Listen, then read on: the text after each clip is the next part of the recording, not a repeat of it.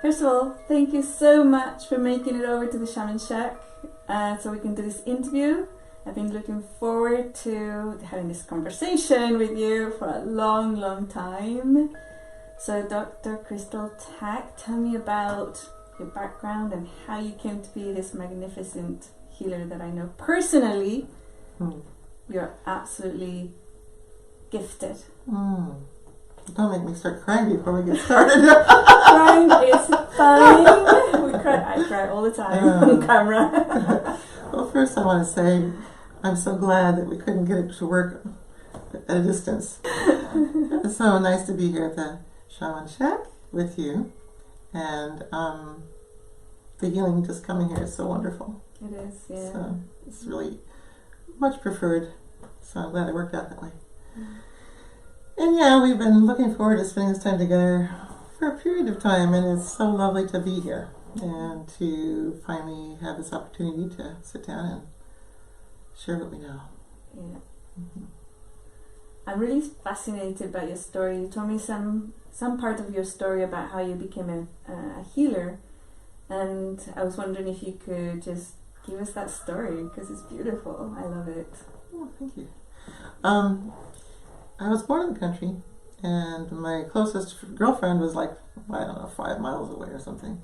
And I didn't have any siblings near my age, so I had the wonderful opportunity to spend a lot of time alone in the woods with my dog and my horses, and was riding off in the woods by myself on my horse at the age of about 4.5. Whoa! That's brilliant, I love it. So I learned self-reliance very early. Yeah. I learned how to get in and out of trouble really early. And a lot of opportunity to spend time with the trees and the plants and the animals, and a lot of time with frogs and pollywogs and all kinds of life. Yeah. And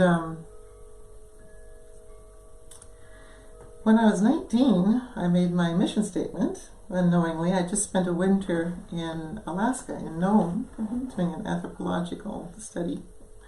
And decided because of that experience I didn't want to become an anthropologist, because they were too much into observing and not being a part of the solution. Right. Yeah. So I was walking through the fall golden fields in Maine with a woman from England who had trained with gypsies. There you go. There you go. And she was a midwife, and she was a lovely woman, and she said, Crystal, what do you want to do with your life? What do you want to become? And I had never verbalized it before. I said, well, I want to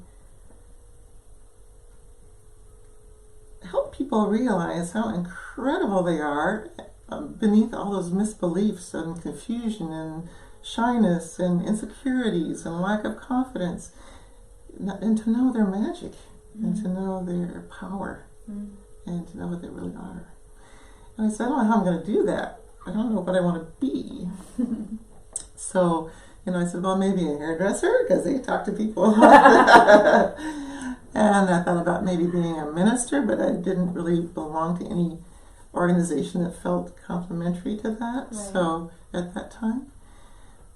And eventually, it came my way, and naturopathic medicine through a long series of events, but that really didn't go quite deep enough. They had the right philosophy. They said, at first all illness starts in the spirit and then becomes physical, but they never addressed it. And then I found acupuncture and Chinese medicine, and that went much deeper. Right. And understanding that there is interconnectedness between the seasons and all the different organs and all the different emotions, and that there isn't mental health and physical health. They're all one event, just manifesting in different ways. But that still didn't really help me get to the person's soul. Right. And then about 20 years ago, I learned about Theta, and it just completed me, because now I have a way of going into people's stories that can go way past where they're conscious of. It could be something that happened to a great grandmother or who knows where. Right. Yeah. So that's my background. And so a lot of my medicine, what I do is very energetic. So I do a lot of muscle testing and asking the body. So a lot of times I'll treat a condition that maybe nobody has a cure for, or nobody even has a name for. Once I worked with a nurse, and her husband was an oncologist, and she was very knowledgeable, and she was dying, but nobody could figure out what it was. All kinds of body parts were shutting down. Right. And they kept saying, oh, it's maybe kind of pseudo this or kind of like that, but not really. And we just kept following what her body wanted. And she was cured, and we never did know what she had. Right, I was going to ask you to figure it out. Yeah, and she'd been to all the specialists, so. I'm super fascinated about what you talked about, reaching the spirit, reaching the soul, and then how it's not really separate. All the bodies, like the mental body and the physical body, elemental, the energy body, all these are connected. Do you find that sometimes a lot of these issues might come about because there's a separation between, or the person has created the separation between their physical body and their soul, for example, or their energy body, or their thoughts and their soul, and their body, the physical body, elemental? Do you find that a lot of these issues come up because of that, or is it something else?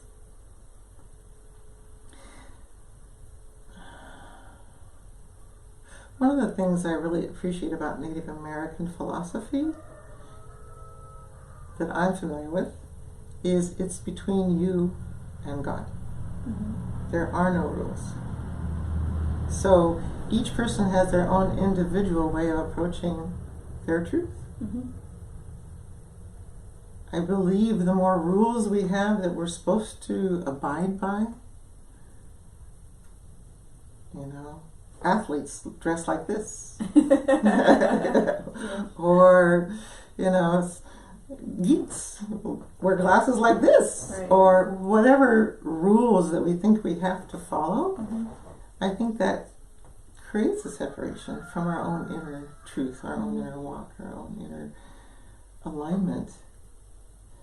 And I think that disconnect is part of the illness because it creates an inner stress, and it creates, I really use the word integrity a lot. And we tend to take a step away from our own integrity. And in doing that, we also take a step away from our own health.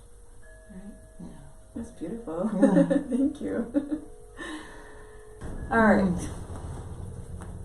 So let's talk about this present situation on the planet that people are calling COVID-19, I believe, or the corona crisis and all these type of things. I'm very interested to hear, as a holistic healer, your views on it. Your to begin with, what angle are you looking at this from? There's so much going on in that department, isn't there? Yeah. I feel like our culture has gotten more and more scrambled. I feel like this energy is, whether it's intentional or unintentional, it used to be there was an opinion and then there was kind of a counter opinion. Now there's just so many opinions flying in so many different directions, and you kind of go, wow, that one sounds true, and oh, that one sounds true, and oh, they have really good backup on that one too. And if you try to keep up with them all, it's crazy making, because then you lose your own soul trying to embrace too many things. Right. And so I've spent a fair amount of time looking at it all and deciding that I don't really need to have an opinion, because it's not going to make any difference in my approach anyway. Right. Is there anything to be said about 5G? I don't know. Do I think that's a huge problem for us? Absolutely. Right. Is it connected to this particular problem? It doesn't matter. It's connected to a problem. Everything. You know what I'm saying? Yes. So yeah. Where to start on this one? Right. What I did was when it first came out, I sent out a letter to my Earth family, and it was about, let's use this as an opportunity. And what better could we do with it than that? You know what I'm saying? So it's an opportunity to find our own inner courage, our own inner balance. I started teaching the theta because, to me, there is nothing more important than having the integrity of your connection to that inner calm, to all it is, no matter what's happening around you. And if we can't do that, then we need to find whatever it is that will help us do that. Right. Number one. Right. Yeah. That's, to me, the utmost importance that people can discover in this experience. If they're feeling freaked out and afraid, then they probably have more work to do. That's good. I like that. Yes. Yeah. And the second thing that I want to say is that we've gotten really soft as a people, and so we're always looking for solutions outside of ourselves. You know, the next pill, the next vaccine, who's going to feed me, who's going to, oh gosh, we're out of toilet paper, what am I going to do now? I was coming through Joyce, it's a little town between our homes, and they had two billboards up, very cute. The first one says, "We can do this," and the second one said, "Out of toilet paper? No TP? Oh gosh. Oh, no TP? Don't call 911. That's not an emergency." Or something like that. It was so cute. So it's like they're going, yeah, what's the big deal, you know? Right. And so, first of all, we need to create our own backup food source, you know? And one wonderful way to do that is to have a freeze dryer. Oh, that's right. You mentioned the freeze Oh dryer. my goodness. Yeah. For whoever can afford that, that's really an important thing to add to a lifestyle, because you can freeze dry everything. We just freeze dried some eggs and then reconstituted them, and they were just as good as fresh scrambled eggs. It was amazing. And so, you know, don't be so reliable on what's happening at the store tomorrow or next week. Have that inner calm. Have that inner calm of knowing, well, you know. And so, but connecting that what you just said, right? Yeah. It feels to me like, correct me if I'm wrong, but it feels like the energy of stop being part of the consumer society of throw away tomorrow, deal with the seasons, right? Because normally, everywhere in the world, we used to prepare for winter. Exactly. Like 6 months of the year. This happened all the time, as far as you didn't have food for long periods of time. Exactly, right? So we would have all over the world these methodologies to save our food, so that when there was no berries or whatever, so we would have them dried or whatever, right? And it's like part of that is part of our cycle too. So stepping away from the I'll go to the store every day and shop. It would be start going back to that more natural cycle of keeping food for 6 months, you know, like enough for your family. And when you freeze dry and you put it up properly, it can last 20 years. Whoa. So it's not like, you know, in the old days, for 6 months. if you prepared something, you know, you're thinking, oh gosh, I'm saving all this stuff, but it's going to get old. Well, with freeze drying, that's not really an issue. So just have some stuff backlogged, and then everybody's can maintain their balance. Of course, you're going to go a little out of balance if you're about to starve to death, or you know. Of course, or even fearful of I'm not going to have food tomorrow. Right? Yeah, exactly. Yeah. So, so that's part of it. It's just kind of becoming accountable, emotionally becoming accountable physically. Accountable, And then the next thing is, do you trust your body? You know, have you treated it with trust? Are you in integrity with your body? Oh my gosh, those are big ones. Yes. And so, you know, our immune systems are phenomenal given the opportunity, and that's what naturopathic doctor is all about. You have a phenomenal ability to heal, to be healthy. Now, what's in the way? And so one of the things when I wrote that paper, protocol for any kind of viral problem, Right. I called the emergency room because I thought, well, I have all these suggestions of what to do to prevent getting sick, but what if somebody does get sick? What do they do? So I thought, well, there must be a protocol, and I don't know it, so I'll call the emergency room. So I said, okay, hi, I'm Dr. Crystal Tack, and I'm just calling because I'm putting out a protocol for my patients and public, and I'm wondering, what should people do if they do catch it? What are you suggesting? What's the protocol?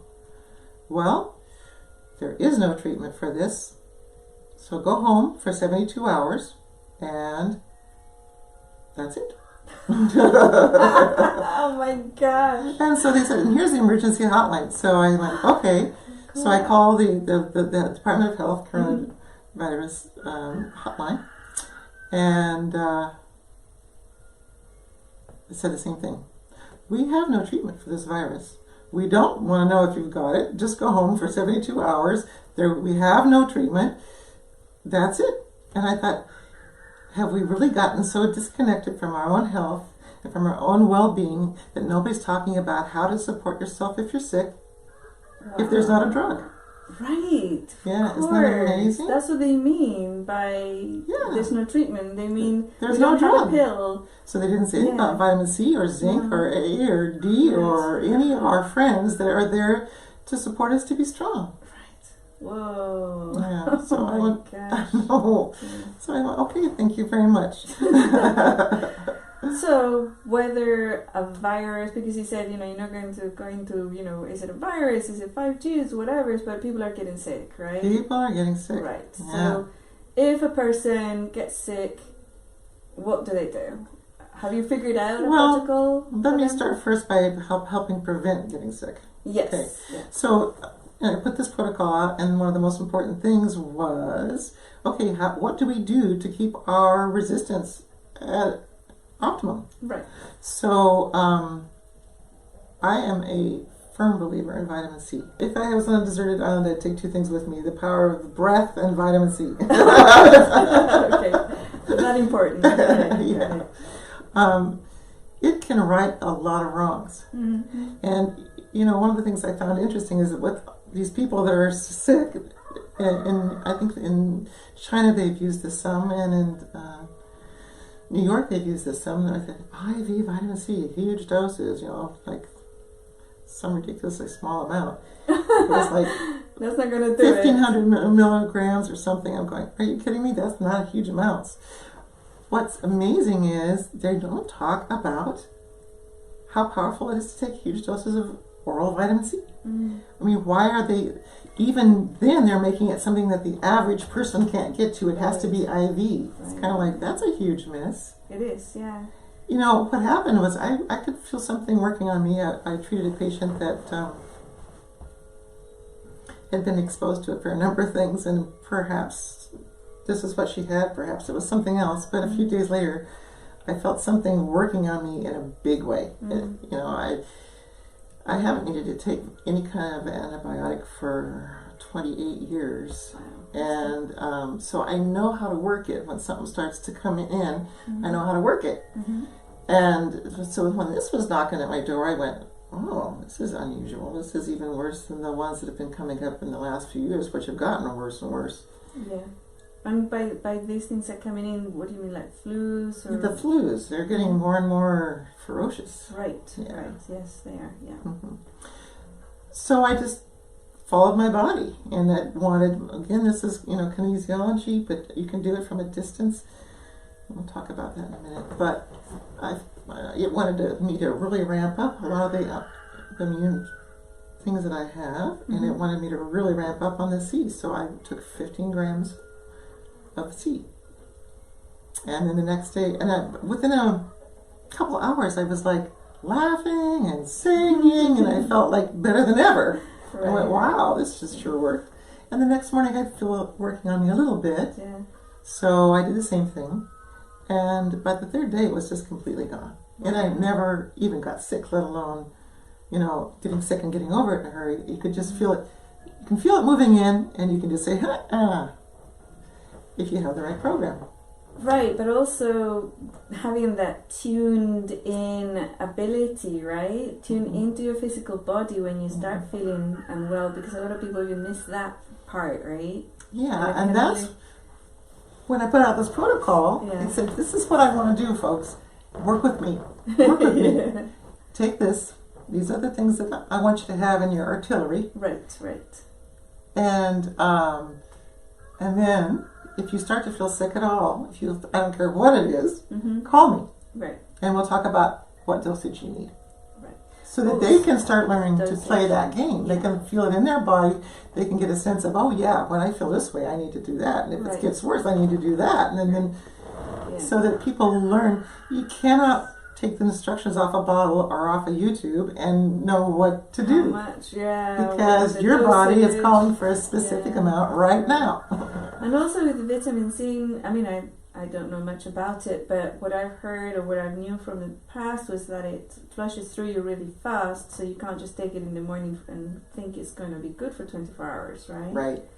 So once you figure out your dosage, how could you, for example, if I don't have access to you, right? So in the middle of the night or something, and I go, oh, I'm not feeling good, how would a good method that I can grab the tablets or whatever to see how much I should take? Do you muscle test? You muscle test? Do you muscle test? I don't know what that is. Everybody can do it differently. There's so many different ways to muscle test, first of all. Okay, what's the easiest one that's really easy to remember? Standing up and moving forward with a yes and back with a no. You just program yourself to say, okay, subconscious or higher self. Yes, forward's a yes, back's a no. And then you close your eyes and you ask yourself a question. You're like, I'm a woman or I'm a man. And then you can just kind of feel this thing tug at you or push at you. Yeah. And it's like you don't just go for the answer that you know. Right. You know, you get out of the way and let something go poof. Ooh, that's giving me the goosebumps, man. And there's so many other ways. Right. But that's the most sure way. Yeah. And so like I had a gal who was she was always feeling terrible. Her digestion was hurting her.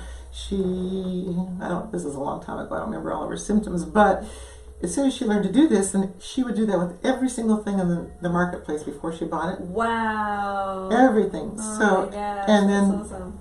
all of her digestive problems went away. Wow. Yeah, because she got what she needed. She was having food sensitivities. Probably GMO or maybe some sprays or just intolerances, all those things. Sweet. Yeah. I love it. So, back to the example. So, I have vitamin C's in there. I have no idea what their tablets hold, how much. So I would hold one and then go back and forth and then two and then until I get the right amount and then pop those, right? First I want to say that people shouldn't do anything too crazy, because until you really get good at this and really because you can always override with your ego. Oh, your ego. Right. Yes. Oh, I really want the answer to be this. Okay, sure. It's going to be that. So it's always easier kind of to do it for somebody else, especially if it's an emotional issue. Oh, that reminds me. So I do teach an exercise, and it's probably muscle testing then, because the exercise that I teach I call it resonance dissonance, right? And basically I tell the person, okay, so to really tune it in, say, I'm called Joseph or something weird, right? And you feel your body going, yeah, that's not right, and even you can make it even better, because for example, I would say my name is Inelia, and it was like kind of, because then there's the body, the physical body, and then there's the soul and all that kind of stuff. It's so fascinating, right? What you teach. It's and beautiful. then I say, okay, so my physical body was given the name Inelia by my parents. Boom! I get a total resonance all across my body. It's like a happy feeling, right? And then, so would you consider that to be muscle testing? It's resonance testing. It's resonance. Because that's what I call it. Resonance testing, training. Yeah. And I teach people to train themselves. Okay. With that technique, I would hold the vitamin C, and I'd say, is it my perfect resonance, or however you would do it, to take one. To take two, to take three. And when you get that boom, that's the happy feeling. Yeah. Perfect. And with the muscle testing, with the body swaying, is this good for me? Yes or no? First, yeah. Well, actually, the first thing you always do is calibrate, which is, just show me a yes, show me a no, so that you're in sync with yourself. And then it's like, is this something I should be taking at this time, or would it be in my highest good to be taking this at this time? Yes. Okay. Should I take more than one, more than two, more than three, more than four? 3? Okay, I'll take 3. Oh, sweet. Yeah. I love it. That's really similar. I love it. Yeah, it's really good. So the protocol, besides vitamin C, is I muscle tested everything. So, I thought about the COVID-19, and I thought about, okay, what is going to work best to support my system and everybody else's system, to the, as much as I can determine, against this, or fortify it. I don't like the word against, but it's so weird, isn't it? Even that resilient, right? It's so weird. Yeah. Even the subtlety of what it actually is, we don't even know what it is, but it's affecting. It's affecting people. So, what I came up with were very basic. It was like, we need vitamin D to support our immune system. We need vitamin A to support our immune system against viruses specifically. Vitamin C is, the white blood cells need that to activate. And so I went through a list and I checked a lot of things. I checked all the things that I heard everybody talking about, and things that I anticipated being fantastic weren't always. So what I built was this little, okay, I ordered plenty of things. So I have my, my lipoic acid and my NAC and my glutathione and my lung support and my immune system support, and then the basics like A, C, D, and a really, really powerful high B multivitamin. So I have a few more things. I have it there, and then when somebody calls in, what I do is I muscle test, what does this person need specifically in their relationship with that? Right. Because they might be missing one thing where somebody else is not missing that, and they need something else. And zinc is a huge player. So, tell me about zinc. Okay. I'm going to bring that into another little thing here. One of the things that's really important is to keep our entryways clear. And so zinc is so beautiful at that, because you can have a zinc lozenge and nothing can grow in the throat. So I suggest to people, if you're going to go out into a dangerous area or whatever, suck on a zinc lozenge and that'll kill anything that's trying to attach to the throat. It's just so simple and basic. But then there's the nose passageway too.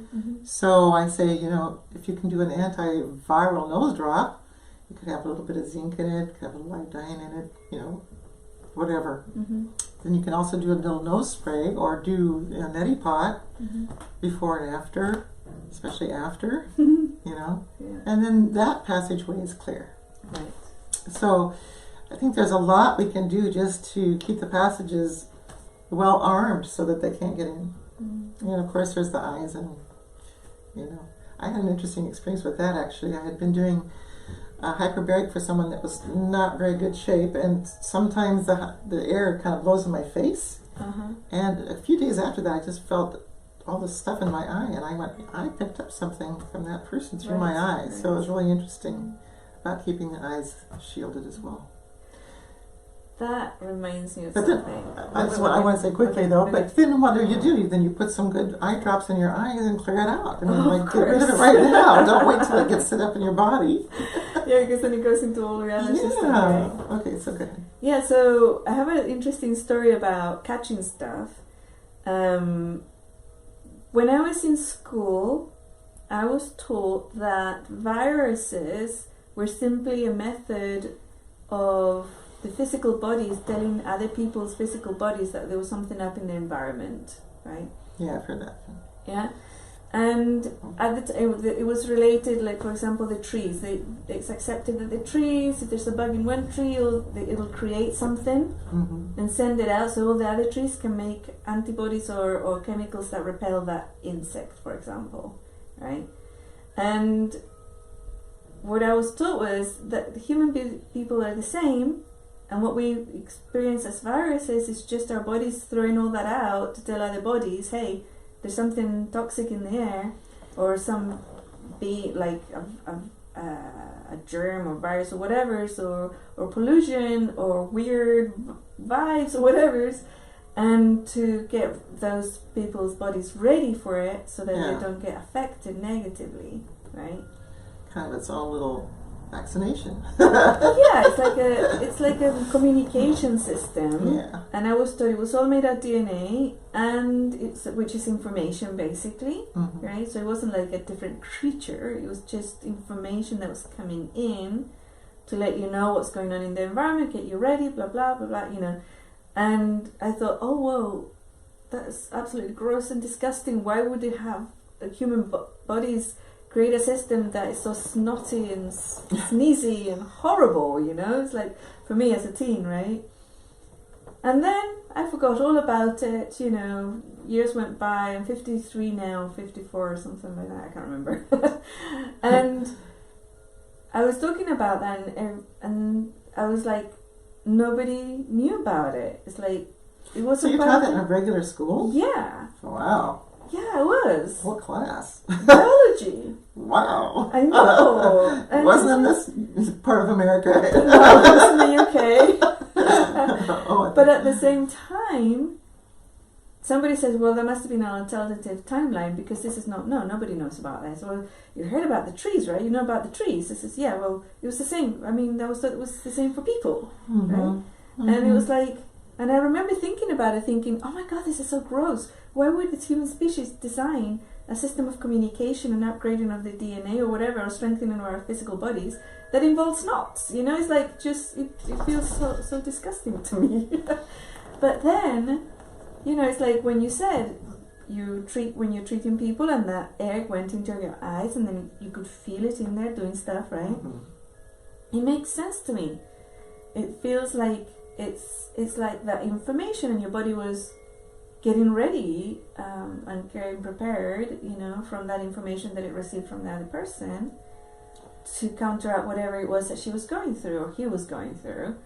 And it's like, it feels to me that, like you said, and I completely agree with it, if we strengthen our immune system, i.e. the response mechanism for that data, then the body won't get snotty and sneezy and all that stuff. It won't get sick.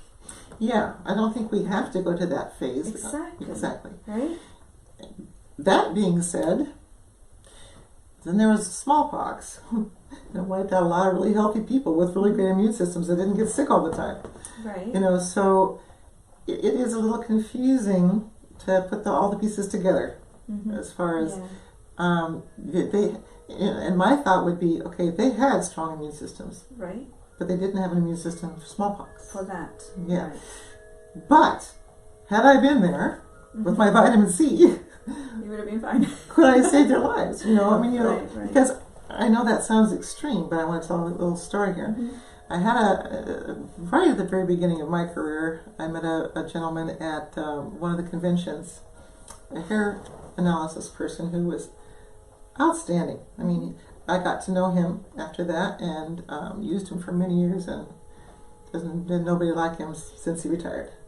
But he told me a story, and that was he had been at a convention and gotten home and started to feel worse and worse and worse, and he knew how to use vitamin C, and so he'd taken more and more and more, and the idea is the body needs more C under stress, and the more stress it's under, the more C it needs. And so if you take the body to a vitamin C flush, that's how much your body needs for that particular stressor. Whether it's emotional, physical, anything that puts stress on the body increases your need for vitamin C. So he was taking more than he'd ever taken, and he still wasn't getting any kind of a flush. A flush being diarrhea. Okay. And he took more and more and more. And it was just like he couldn't believe it. But he was so sick that at this point he was completely bedridden, and he just had his vitamin C, his water, and he was just completely out of it. Right. After a couple of days, he got on through it. And when he got back to being in any kind of communication with anybody, he found out that Legionnaires had broken out from that convention. I don't know What? Yes.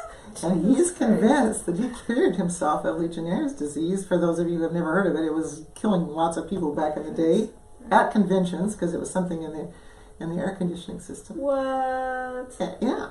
So clearly he did, yeah. Yeah. And I really believe that vitamin C can handle just about anything, given the chance. I mean,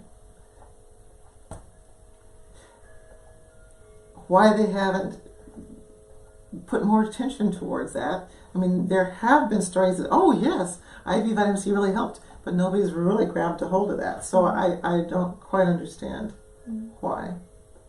But if somebody was having a full-on attack, that would be part of what I would say, take as much vitamin C as you can get down. Right. Of course, but it would be... So kind of veering a little bit from the COVID stuff, but also kind of related. I was thinking about the connection between, the blankets full of disease that were brought into the Americas, all of the Americas, to kill the Native American people.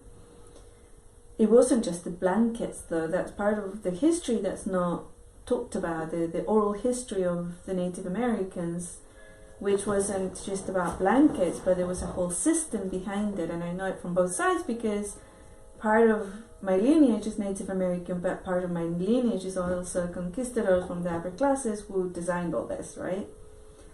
And part of it was to separate the people from their natural hunting grounds or harvesting grounds or whatever's, start taking away the wisdom keepers. First of all, that was their, wisdom keeper shaman out of the picture, right?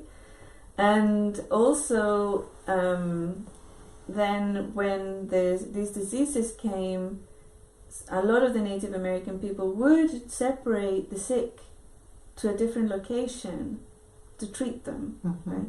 But then they were surrounded and often killed when they got separated. So a lot of those deaths came directly from bullets, right? But also from not being allowed to go and harvest the vitamin C, right? Oh, yeah. Right? So I was going to say, have access to it. Get those plant branches. Yeah. So, for example, I have a very clear personal example of when I was 7 years old. I was living with my grandma in the Andes, in a village near the Andes, on the foothills of the Andes, and I got pneumonia. And at some point, my grandma was from Spanish lineage, and she didn't want anything to do with Native Americans or any of their woo-woo stuff, right? And when she was a young woman, she had lost a child to pneumonia when that child was 4 years old, okay?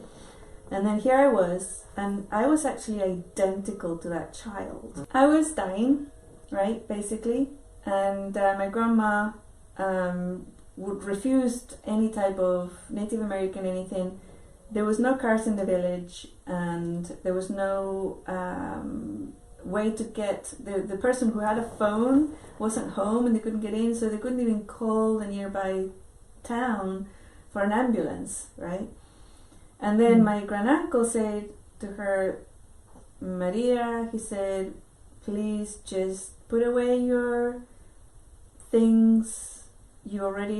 She's dying, right? So a Native American Machi, a shaman of the Pampuche people, can't harm her anymore, right? She's dying. How worse can it get if it's death? So it doesn't matter, at least we'll try something. We'll try something, he said. So eventually she said, okay, let's try the Machi. He got on his horse and went to the mountains, to the reservation, and came back with the Machi. When the Machi arrived, I was dead. She didn't make it in time. And the first thing she did was do a soul. You bring Retrieval. Yes, retrieval. She brought the soul back into the physical body. At least that's what she tried to do, right? So my personal experience was I was in a void, right, and I was waiting. For this magic. But I wasn't in a physical body, and I was nowhere. I was just sitting like this. Actually, I was cross-legged, waiting, and there was all blackness and emptiness all around me, right? And then I see this woman coming towards me, calling my name, right? Inelia, Inelia. And I was looking at her, and then she said, "Come to me," right? So she was looking into my eyes and saying, "Come to me, come to me." And I was looking at her, and I did. But what happened was I stepped out of I went into my body, out of it, and into hers, because she was saying, "Come to me." Right? So she completely freaked out. Because that's what they do when they transfer the matrilineages from one person to another. So the matrilineage started downloading into me, and she freaked out, and then she pushed me away, and I couldn't complete the download. I got a lot of it, but not all of it. And then she gave my grandma a recipe for my cure, because I was already in the body by then, but I still had pneumonia, right? I was still dying. And she said, "This one's strong, she's going to be okay." And my grandma was like, "What just happened?" Because she knew that she was too late. Wow, what a powerful story. Yeah, and one of the main ingredient of the medicine was, those little berries, the tiny little blue ones that come in a cluster. Not elderberry? Elderberry, Really? yes. It was elderberry. That was the main ingredient. You got to harvest as much elderberry as you can. And here's a whole bunch. She had brought a whole bunch of it, dried stuff. And you mush it up, and you she added it to milk, which was weird, bizarre. And she said, because that stimulates all the mucus and stuff. And then this vitamin C will, I don't know. But for me, it was disgusting. She had to take away the milk and just give me the liquid. But it was just pure vitamin C. Isn't that elderberry? That's what it is, right? Oh, it's got a lot of it, that's for sure. Yeah, so... Wow, what a great story. Yeah. And then she also added garlic to it, which is a new medicine that the Europeans have brought, which is anti-something. Anti-everything. Anti-everything. Yeah, it's one of the ones that's used a lot for this virus as well. Right. It's considered one of the. It's not only antiviral but antibacterial, antifungal. It's a powerful one. That's actually a strong medicine from the white brown. This garlic, and then add it to that mix, So, and here I am. I'm alive. Right? It's beautiful. I only have 1.5 lungs, but still, I'm alive.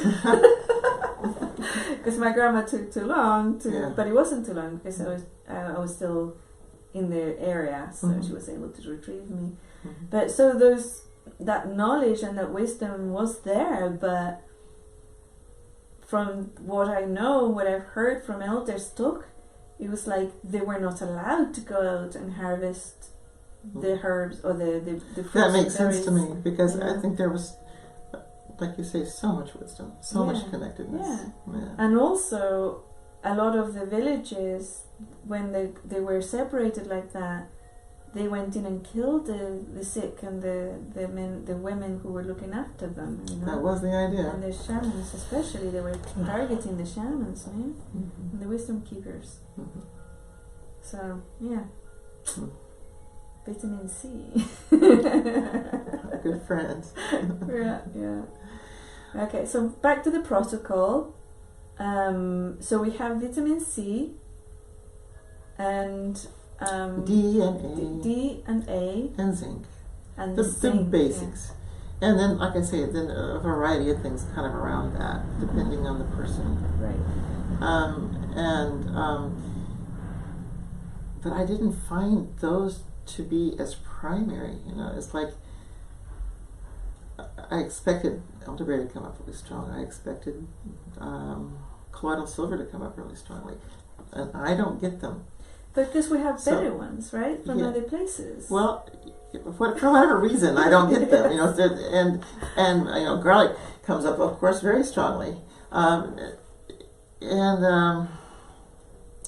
so Selenium is really important. It'll keep a virus away if you have enough selenium in your system. I mean, there's so many things that will support your body to resist a viral attack. Right. So, but there's a lot of things you can just eat in your everyday food, like rosemary and thyme and garlic and onion and ginger and all those things that are very immune supportive. So that's really cool too. And you can also put it in your air. Like, for the people who have heard of thieves, it's a wonderful aromatic. It's an essential oil combination that Gary Young went around the world apparently when essential oils were all but forgotten. I mean, this is really kind of new in our world. I've been doing it about 20 years. But it wasn't cool. It's only gotten cool in the last, 10 years or so? Yeah. But he started that about 20 years ago, or more, I don't know exactly. And he went around and found all these old remedies. And one of them he found in Europe. And it was what the people who would actually go back into the homes and rob them after they buried the dead. And they were caught. And they were said, you show us how you're doing this and we'll let you go. Because we don't... How come you're not dying? Right. This is the plague. Right? Yeah, and so they had this combination, and somehow Gary found that and incorporated it in his formulas and called it Thieves. Thieves. And it's got real basic stuff in it, rosemary and eucalyptus and lemon and I don't know, it's got about 4 or 5 things. Yes. And I thought, well, that makes a really good story, But then I used it and saw it do amazing things. I had a patient that had staph from the hospital all over his back after he had been there for surgery. And I put Thieves on him, and poof, it just was gone. Nice. First time I experienced it was we were doing an experiment with cat ear mites. And we put it on 2 different plates and used regular ear mite medicine on one plate and the Thieves on the other. And we kept watching it under a microscope for a day. And by the time we were leaving the office, which was like 5 or 6 hours later, the ear mites from the ear mite medicine, they were still wiggling around. But the one with the Thieves on the plate, after 45 seconds... 45 seconds. 45 seconds? There was not a my twitch. gosh. I want some of that stuff. It's amazing. So that's one of my protocols. Is this Thieves. I have it in a spritzer and I spray it on my hands. I just inhale it. I take it in my mouth. And, if I go into the cart, into the store, I kind of spray it on the thing, on the bags, whatever, if I feel the need to do that. But it's a really nice way to feel really refreshed and cleaned and relieved of any heavy energy. Right. So using that in the atmosphere, like if it's a cold season, that's a wonderful thing to use just in the air to keep any bacteria or virus or whatever. Right. There's just so many different ways to keep ourselves in a healthy place. And to focus on that. I would love to see our walk away from this be about being empowered. Being empowered to be healthy, being empowered to be self-reliant, Yeah. Tell me about vaccinations.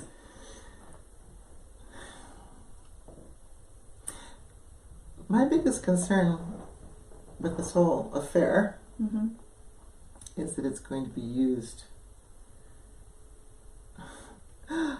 what I would say somewhat ignorantly, to push the whole vaccination scene. Now, if one would think about it, we've got more vaccinations now than we've ever had, tremendously more, and we all of a sudden had the worst plague that we've ever had in any of our lives. Oh my gosh, you're right. Yeah. So, does it make sense? No, because we have another vaccination, herd immunity, and then what? It's not going to stop the next plague or the next plague. Some doctors say this is the new normal because of how much interaction there is between the whole world. Just expect this because it's not going to stop here, more than likely. Do you believe that it's because we have so much connection around the world that these plagues, sicknesses are going around, or? there's a million pieces to the puzzle. So you know? much, Yeah. So that's a part of it, and then, like we've said, part of it is that we're becoming weaker, I believe, in so many ways, and we need to address that. But my point at this point is just that you can't vaccinate from everything in the entire world. So why the big push to crank up on this one? And there's a lot of talk, at least, but you never know what's real. But it seems to be going in that direction, doesn't it? As far as saying, oh, now everyone's going to have to be vaccinated in order to travel, in order to work, in order to... And that's pretty scary. Right.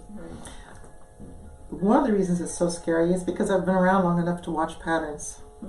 And one of the patterns that made me politically aware, I guess, was when we took a pretty big stand against fluoride coming into Sequim and Port Angeles.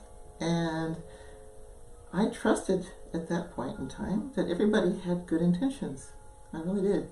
And so I went to the city council and I saw them just squelching everybody who was concerned about fluoride and calling them, troublemakers and anarchists, and that we have all the answers and we want it done tonight. And it was kind of like, whoa, what is this about? Wow. And it really woke me up to dirty politics. And as soon as people start getting treated inferior and like the enemy, and like you don't have a right to have your story told, that starts making me wonder very, very strongly, this is not a clean situation. Clearly it's not about the greatest good. What is it about? And I've seen that so much with vaccinations. Yeah. They don't talk about the people that are getting hurt. They just don't talk about it. Right. And that's like, why would you do that? Because a lot of people are getting hurt. Right.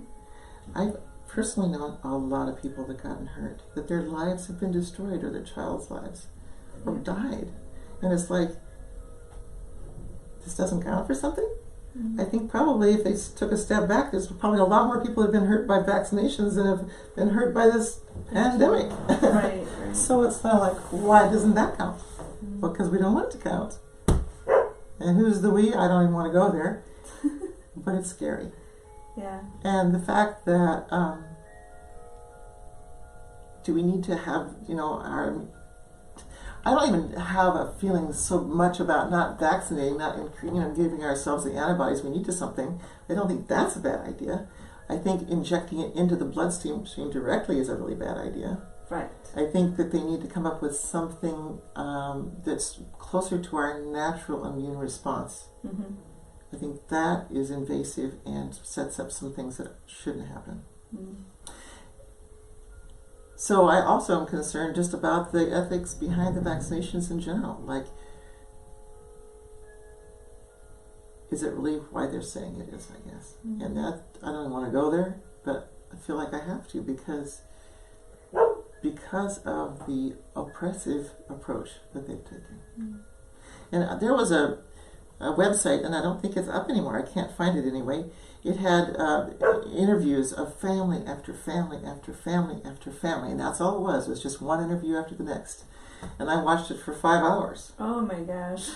And I never finished it, because Right. it just kept going and going and going, of people saying, this is what happened in our life. Right. This is what happened in our life. And it's like, it's just, and how many people don't even know what happened to their child, and that they have a lowered intelligence or a lowered whatever, because, how would they know what to compare it to? I feel real lucky that at a Versendal seminar, when I was a student, I saw a child that had been very, very, basically had her life ruined. She was in a wheelchair and she was not able to communicate or anything, interact with the world in any way. And it was from a vaccination. And so when I had my son and I was put under a very great amount of pressure to vaccinate. Even after my naturopathic training and stuff, I was almost folding because, you're going to kill them, you're going to all these horrible things. And it's like, I just delivered a baby and I wasn't in my right mind completely. And so it was like, it took that memory of that child. So that child saved my son. Wow. And, he has lived in China for a year and he's been all over the world and he's never had a vaccination yet. And he's extremely healthy and extremely intelligent. And he had two parents, his dad and myself, both hypersensitive people. So who knows what would have happened to him had I vaccinated him. So I feel real grateful to have had this strength to stand against it. Again, I don't like the word against, but sometimes it's the word. It's private, right? Yeah. And I can completely understand the amount of intimidation that comes towards one and how convincing it is. Oh my gosh, yeah. To vaccinate. And so if they say we have this wonderful vaccine and it hasn't got any dead animal stuff in it because it's full of nanobots that will do the job for you, what do you say to that person that's being offered this thing? What do they do? First of all, I think it's up to each individual, very, very much so, because I understand the pros and cons, and I do. I did not do some things I should have done when I traveled and I got ill. And so, had I done them... Vitamin C, you should have brought your vitamin C, man. That probably would have helped me a lot. You're absolutely right about that. Yeah. But I guess, regretfully, it's beyond the vaccination. It's like, what else is in the vaccination? That's the problem. That's the problem. That's the problem. Well, but they're both problems, because putting the vaccination within the immune system, that's a problem. Right. Where they need to come up with a better system. There's homeopathics, but that's not going to hold water with the mainstream medicine. So they need to come up with something that they'll respect, that's not so invasive. Right. Number one. And number two, it has to be something that doesn't have all the other nasty stuff with it. Yeah. So, agreed. So something that you said, it's making, or something about weakness, right? It's like we're getting weaker as a species. And it reminded me of this imagery that I had. We were traveling from California to Washington in our camper, and we stopped at a most beautiful hotel in the middle of nowhere. And there was a history of it, and I can't remember how many hundreds of years ago. These people, this one person came in from Europe, right? This family, and he decided to build this massive mansion with all these rooms and set up his own electricity system with the river next to it. And he had all these people working for him, right? And they did this without any modern machinery or anything. And it was like, oh my gosh, the energy in one lifetime to create this huge thing. And you could see the love in every detail. You could see that the couple worked together to create this amazing location. And all the technology around it, they had to figure it out, and they did it. And I look at us today, it's like, my God, we can't even mow the lawn. Right? Then where's that energy? Where's that spark? Where's that strength? I mean, it's like, my gosh, where is that? Where is that gone? And I'm also... have researched some of the vaccination things. Obviously, I'm not a doctor, right? So it's all my opinion. No authority here. But I've seen that it's created waves and waves of huge disabilities for the human collective, like cancers, left, right, and center. And this is not just theory, because when my dog died of cancer in California, they said, oh yeah, it's part of the side effects of the rabies vaccination. Unfortunately, some dogs die of cancers, tumors. I'm like, you don't hear that from our society. Vets usually are more honest about it. Exactly, right? Vets, man. If you want some data, we're like the same mammals, right? Mm-hmm. You want them to go and talk to vets, man. And I thought, whoa, okay, but it's illegal not to vaccinate them, at least in California. I don't know about here. So you can't have a pet unless you vaccinate against rabies. And the side effects, admittedly, is cancer, right? And other things too. Like we had a cat who had vaccine damage here, and he was autistic. An autistic cat, you know? I didn't know that.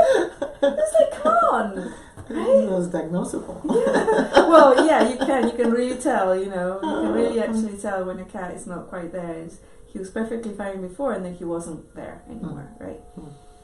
So it's like, then there's the other things, all the immune system things, you know. I was vaccinated to the smithereens, you know. I was vaccinated really heavily because, first of all, before leaving Chile, they required people to get vaccinated, so in case they ever came back, they didn't bring all the stuff back. So at around age 7, I was about 7, I got a whole bunch of vaccinations. My body reacted very badly to them. And then, I don't know if it was purposely done to get rid of, you know, kids down there or something, and then it was like every time when I was in England, I would be tested. I was tested twice in school for vaccinations. I don't know how they do it. Like to get a scar, a smallpox scar, I do. like that? Is that maybe? What do you mean they tested you? They tested the blood, you know, to see if I had whatevers. Oh, for antibodies, I guess. Antibodies? Okay, so they tested me for antibodies to make sure I was covered. And I had none. So they vaccinated me again at the start of school. And then when I left, I was 16, they tested me again because, you know, you leave school and then you're going to have babies and you better be covered because you don't want to get these diseases while you're pregnant. So they tested me again, and again I had nothing. So they vaccinated me again. Okay? Fine. 2 years later, I get pregnant with my first baby at 18. Okay? The first thing they do, again, they test me. And it's like, you have no immunities. So we need to vaccinate you as soon as the baby's born. So the baby's born, boom, full spectrum of vaccinations. And then my second baby was born 2 years after that. They tested me again, nothing. So after that baby, they had to give me the full spectrum of vaccinations again. And then after the third baby, again, I had nothing. They vaccinated me again. And then after that, I got clever and I started realizing there's something really wrong because I get getting sicker and sicker and sicker, right? My strength went away and I had all these allergies. I got asthma. You know, I had kind of asthma after the first vaccination when I was 7. I got asthma. I never had it before. And then it kind of lasted me forever and it just kept getting worse and worse. And then all the allergies, I had so many allergies and things, and I'm like, yeah, this is not quite right. I'm a bit slow on the uptake, as you can see. Eventually I figured it out. But then it's like all these other information, like the autistic waves of childhood leukemia. We've never had that before.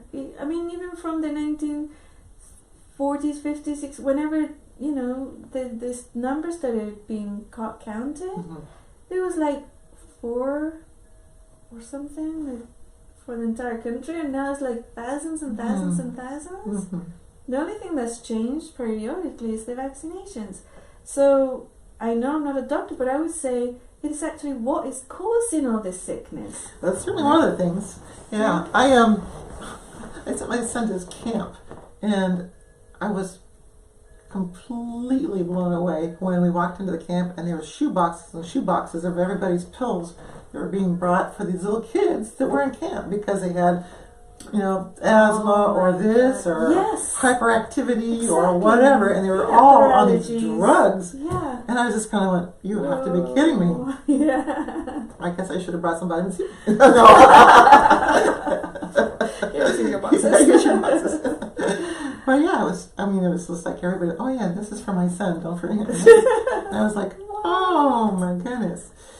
So there's so many more medications because there's so many more problems. And there's so many more problems because we are intervening so much more. Right. And it's with the, definitely, there's definitely correlations between autism, becoming just blown completely out of the water. I don't even know if they had it before vaccinations. I know, right? Yeah. It's just crazy.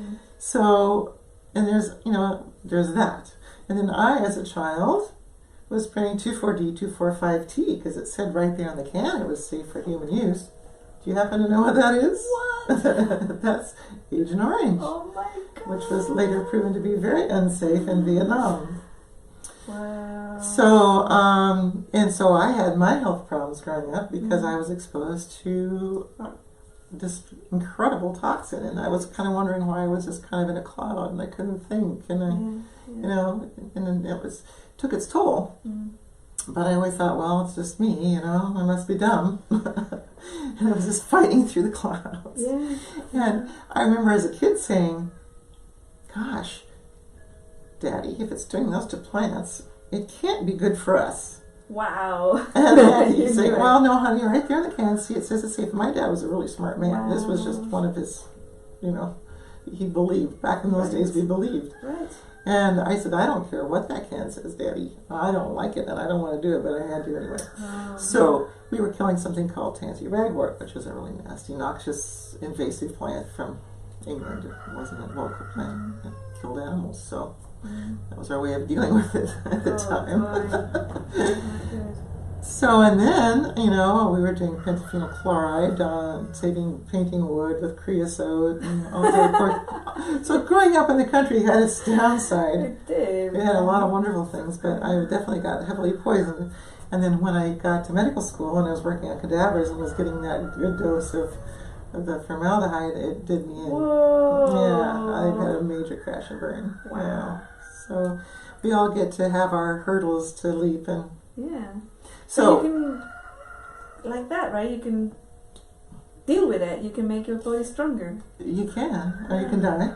Or you can die.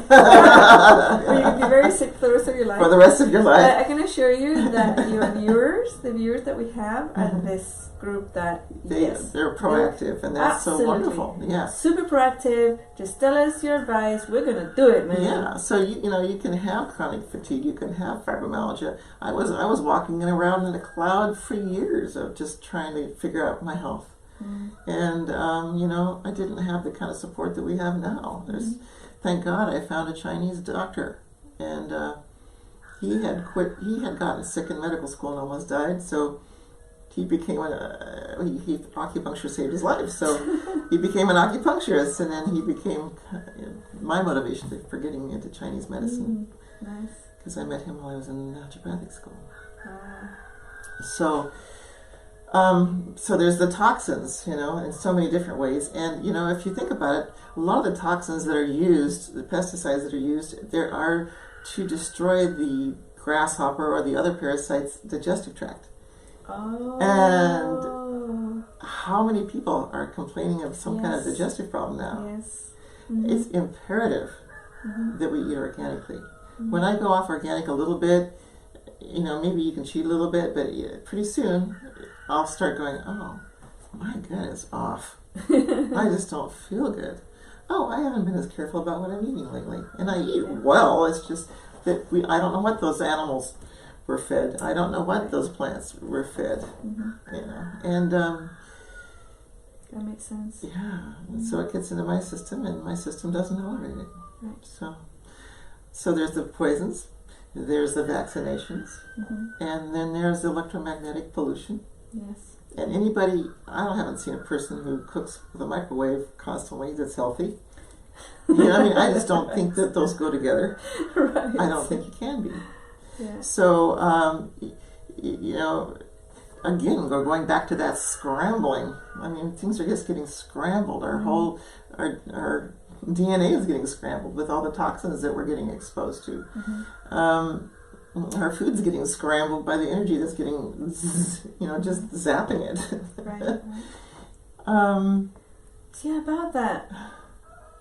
The whole thing about the electromagnetic waves and the microwaves that are being sent out, cell phone towers, 3G, 4G, 5G, all the Gs. And, before that, all the other technologies that were going out, bouncing all over the place. All the waves that are going out, scrambling, all those waves that are coming at us. That's insane. How much death are they going to have to see before they realize that we're scrambled? People say, we don't know what's happened to the bees because the bees are dying. There's been research. It's the cell phone towers. There's actual research of somebody who put one of these house phones, which uses the same technology, into beehives to see what would happen. They never came back. Period. It's insane. So it's like, oh my gosh. And then that research and stuff gets buried, man. And then it says, we don't know why the bees are going away or why the birds are dying. When there's why it's harder to concentrate. It's harder to stay focused, or harder to stay connected to God, or harder to stay disconnected. Right. Yeah. So I was watching a documentary that showed that it's not that cell phones and whatever's caused cancer.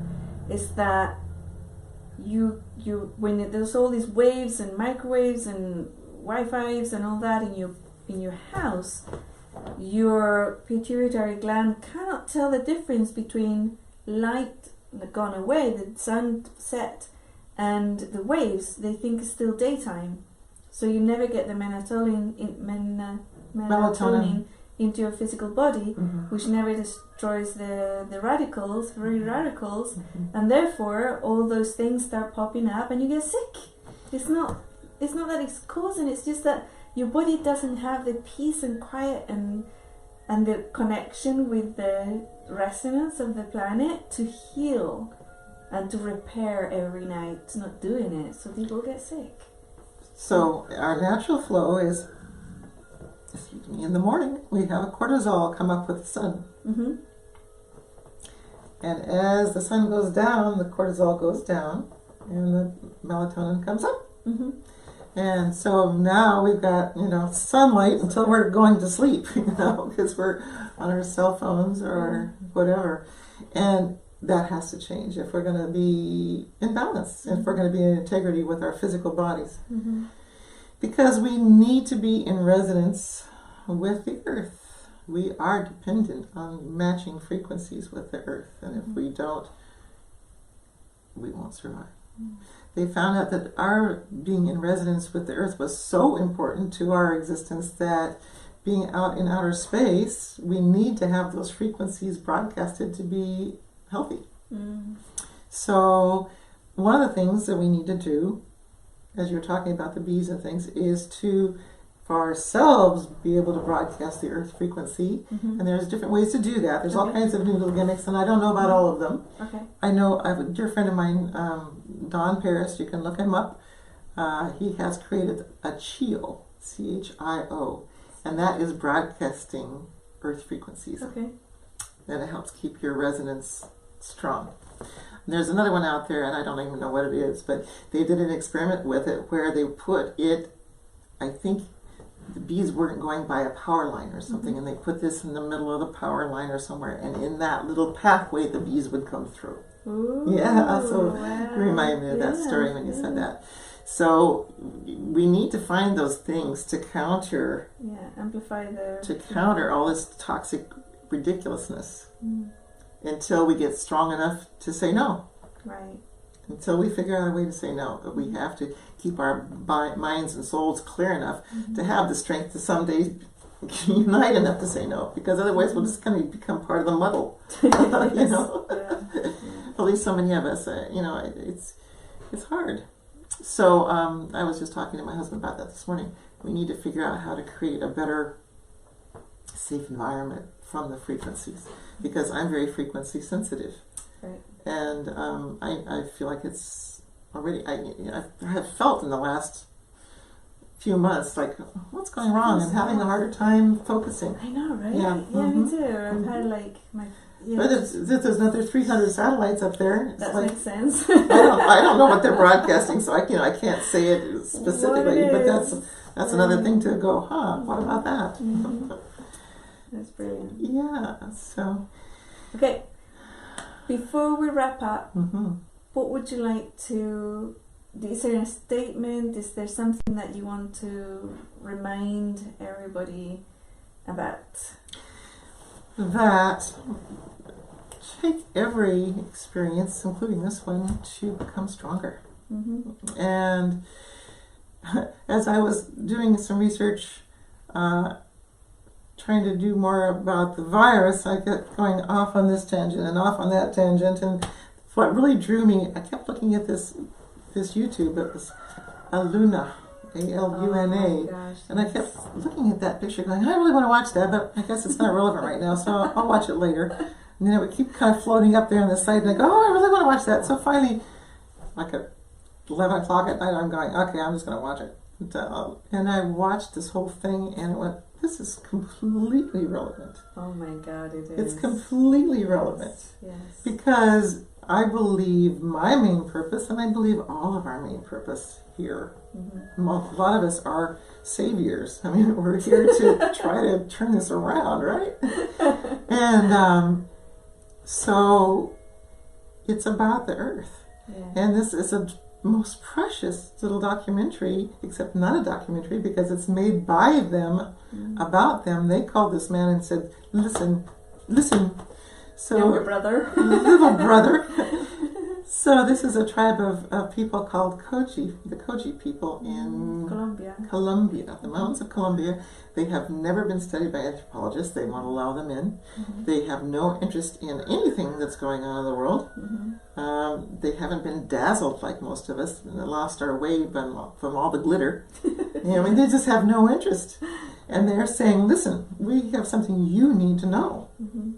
Come, listen, little brother. The elders are speaking, listen. And they're talking about protecting the earth and that it's dying, and if we don't pay attention, we will suffer even more. Mm-hmm. And they've said listen twice now. The 1990s they did it the first time, didn't they? And this one was 2012. So yeah.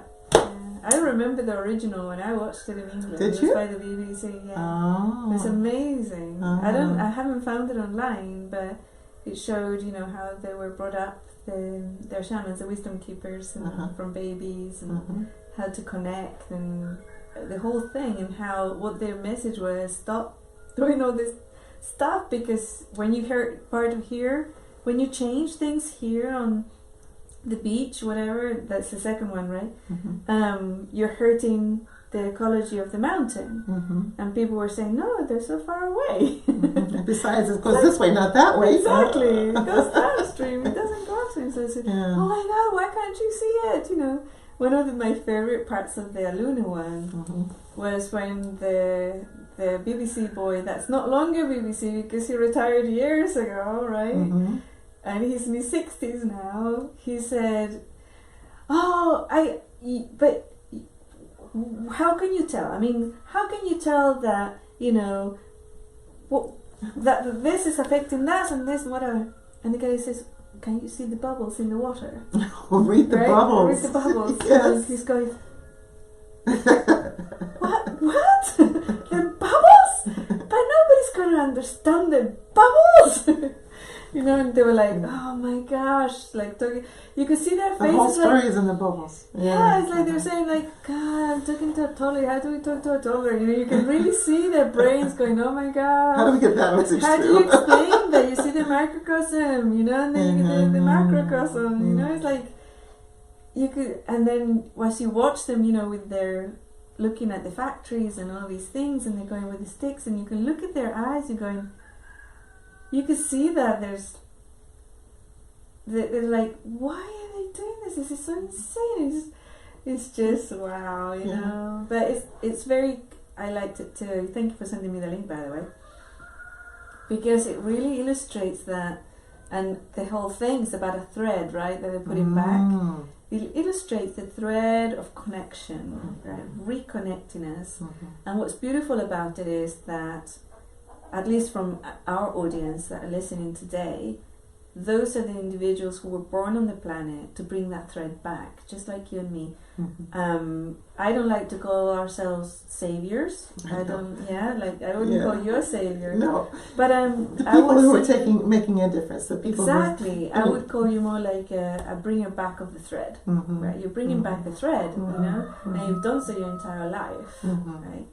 And I've I never could used see that it. word before. I was kind of like, where'd that come from? But trying to right a wrong, Exactly. trying to bring it back. Yeah, trying to bring back something that we've Mm-hmm. lost. Mm-hmm. And I've seen it from going to you as a patient, Mm-hmm. right, that you have never boxed me in any way or form, and even in every single consultation you will sit with me and go, okay, let's see what's going on, and then the solutions could be completely different to the previous time or 10. It's like it's always new. Mm-hmm. And when I look at your work, you're pulling in all these threads, you're putting all these threads together, and then you're looking at it and you go, oh, I know what that is, right? And then you go, I know how to fix that, and this is what you gotta do, and you have to follow through, right? So, and the times and the things that I have followed through on, I told you today, it's like they're fixed. It's like these chronic things, like the hyper whatever's Hypothyroid? that's yeah, hyper thyroid or whatever is, it's gone now, right? And I can eat shellfish now. It's like I wasn't able to eat shellfish for decades. So it's like, yeah, so thank you. Yay. Yeah. Thank you for being in my life, my dear. Thank you so much for coming today and doing this. I love you. Yay. Now I can cry. Okay. And concerning the vitamin C, when you're doing a flush, if you want to get information from me, you're welcome to contact me. I'm happy to send that information. But I really want to encourage you not to use just any vitamin C. A lot of vitamin C's are not natural. A lot of vitamin C's are not esterated and buffered. I don't know how the microsomal, the new fad in that, it has its pros, its cons. If you want to know more about what I think, you can listen to the little tube about, let's see, I think it's Russell Jaffe's view on microsomal vitamin C. Okay. When somebody asked me that recently, I said, well, this vitamin C that I use is so powerful, I can't imagine anything being better. And he states that basically the perk vitamin C is 100% absorbed. Can't do better than that. So, yeah. So beware of vitamin C in high doses. All vitamin C's are definitely not equal. Just remember, it's wonderful basics. There's the things that you can do, like lemon. Lemon is very antiviral, so you can put that on your food. You can put it in your drink. Doing a lemon and ginseng or ginger or different things that will support your system to be strong. And there's Breathe Easy tea, those traditional medical brands of Breathe Easy, Gypsy Cold Care, all those wonderful teas, just to support your system through these times. There's so many different ways to bring it in from many directions to support our health.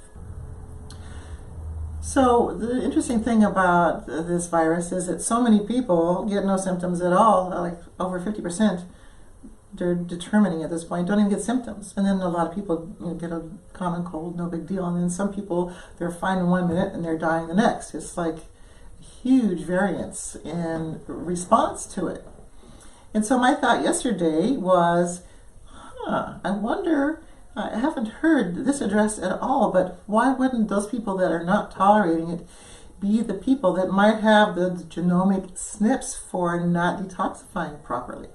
So maybe it's not the virus itself that's killing them, but their inability to cope with the byproducts. I've had people in the past that nothing I did seemed to help them. If I did acupuncture, they'd feel a little sicker. If I did the hyperbaric, the oxygen tank, they'd feel a little sicker. And it's like, okay, what's going on? And I thought, well, what's happening is their body's getting a little bit of a detox and they can't handle that. So I said, well, why don't you get your genomic SNPs checked out and we'll find out if you have a detox pathway problem, which in fact they did. So I would love to see them do some kind of study with these people that are having a severe reaction and find out, are they perhaps lacking some of the pathway that they need to recover? And that's, the DNA genomic SNPs is what studies that. And one of the things that's come to the fore that I haven't spoken of previously is glutathione, which is really important for detoxifying, and that's coming up real strongly as well to deal with this, especially if one has gotten sick and they really, really need to be able to, well, actually need to have it in your system beforehand, but the ability to kick it back out. And that's one of the reasons that vitamin C is working so well, is that ability to detoxify and kick it back out. So, some relatively healthy people are getting sick, and now they're starting to determine it's not all elderly, it's not all, people with a previous immune problem like they were saying at first. But even people that are good athletes or whatever, that doesn't mean that they're nutritionally sound. So another thing that could be done is, actually what I did is I called Genova yesterday and I presented this idea to a doctor with Genova Labs, and he says, yeah, that makes absolute sense. So, another way to have a better understanding of our own strengths and weaknesses is what genetic SNPs do we have, Do we have a problem methylating B12? Do we have a problem breaking down toxins? And if we know that, then we can find out what part of that pathway is missing and support that part of the pathway. And for a lot of people, it's the glutathione. And that's one reason, I think that's one of the reasons it's coming up important as a part of the treatment. Brilliant. And that's something else I'm happy to talk to people more about if they want to contact me.